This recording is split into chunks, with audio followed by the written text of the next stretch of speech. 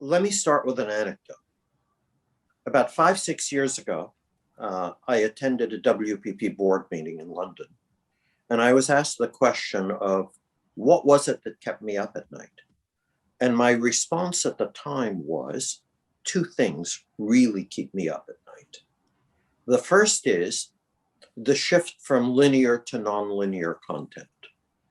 Why? Because in a linear world, you can use programming strategies, things like lead-ins, lead-outs, hammocks, tent poles, that kind of stuff. And you can use the built-in promotion power, the promotion schedules that all distributors have to promote linear schedules and the content in those schedules. In a non-linear world, it's much more challenging to create awareness. And if you can't create awareness, your audiences are going to, by default, be smaller. And it's going to be more challenging to amortize the costs of high-value productions. So that was one issue. The second issue, and by the way, the implications to the advertising side of the equation were that it would be more challenging to build high-reach vehicles.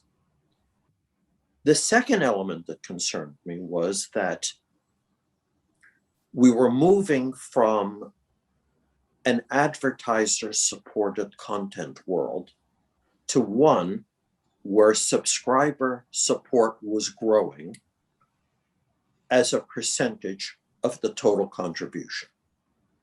And what was troubling about that is that throughout my career, I felt it important to find ways to mitigate inflation by ensuring that the supply side of the equation always grew.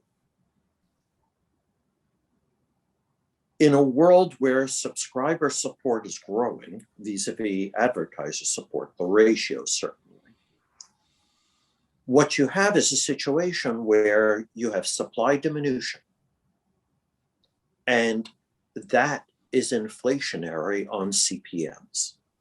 And there's almost no way to offset that. And that's a huge challenge. So I think within the context of those two issues, you can almost summarize the problems facing this year's upfront and the future of upfronts. I mean, bear in mind, the upfront market is really nothing more than a futures market. And futures markets occur in situations where there is limited supply and very high demand. And on that basis, one could say, supply is going to continue to decrease. Demand is always going to be there, so upfronts will always be held. But there is, in fact, a tipping point. And I'm not suggesting in any way that upfronts are going to go away. I don't think they ever will. Futures markets will always exist in some form in the media world. Will they exist in their present form? I'm not certain. Irwin, frame for us your thoughts about the programmers moving so much to CTV, these streaming services. Is there a risk of cannibalizing their linear offerings? Where do you see that? Well, not all that long ago, Jeff Zucker talked about changing analog dollars into digital dimes. We kind of have a similar potential problem today with linear versus nonlinear.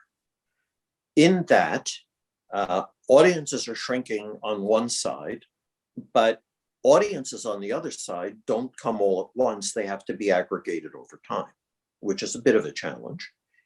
Number two, the commercial loads that are going to be acceptable in AVOD in the nonlinear world are going to be circa 1/3 of what they had been in the linear world. And so there is only one potential solution to that, and that is refined targeting and addressability, something I've been harping on for more than a decade now, and something, to be blunt, that hasn't developed at the pace that it should have. Today, I think the media sell side has to deal with the reality that they have lower commercial loads and audiences are drifting inexorably in that direction. And the buy side is either going to be faced with skyrocketing cost per thousands or improved targeting and addressability solve the problem for both. What's the prospect for linear TV, given all the changes that are happening? So the fact is that linear TV is not going to go away. Even if it comes down to being largely about sports and news, which need to be consumed in real time, and linear is the most efficient way to distribute it. Interestingly enough, in that context, linear is going to become ever more valuable because demand against those high reach vehicles will continue to be there, and there will be a futures market against that, an upfront market. There will also be, I am certain, a futures market for high demand, low supply premium content, and the futures market will operate on reserve inventory and other pre-position tactics that the big agencies and the big clients will no doubt take. So there will always be linear TV.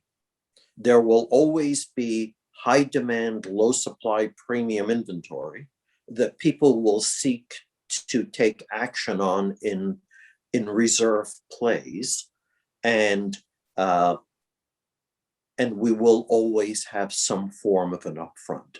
It's just not likely to look like the upfronts that we've had for the last few decades.